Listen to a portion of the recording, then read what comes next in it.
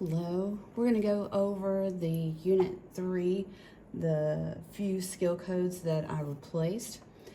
So we'll start with y equals 3/5 x. You can always go to your calculator and enter the equation in, 3 divided by 5 x and graph, and then be able to visually look at it. Of course, we have the formula, slope-intercept y equals mx plus b, where m is your slope and also known as your rate of change, and it is the change of y over the change of x. And then your b is your y-intercept when x equals 0. Those are some basic terminology that you need to know, not only for this unit, but for the future. So your slope is 3/5, your y-intercept, there's not one, so it's 0.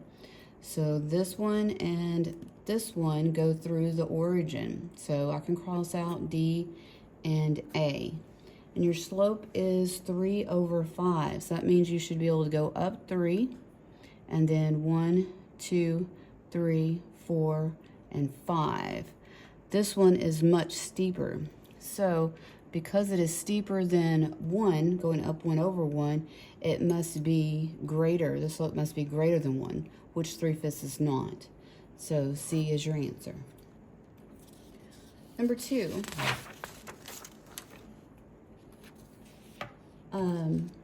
You are asked to give the equation of this line, and it appears that it goes through that y-intercept, down 1/2.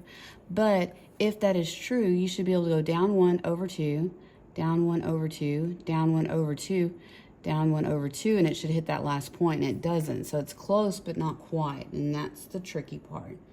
So we need to write the coordinates of the points that were given. So I'm going to put them in a table. And so that would be -2, and then up to 1, 2, 3, 4, 5, 6, 7 when y equals 7. And so this should be 7 also. 1, 2, 3, 4, 5, 6, 7. Yep. When x equals 7 and y equals 1, 2, 3. And so we need to put it in standard form and slope-intercept form. And also some of the questions add point-slope form. So we are going to start with point-slope form. So when you put it in point-slope form, you have to know the point-slope formula. And that is y minus y1 equals m times x minus x1. And then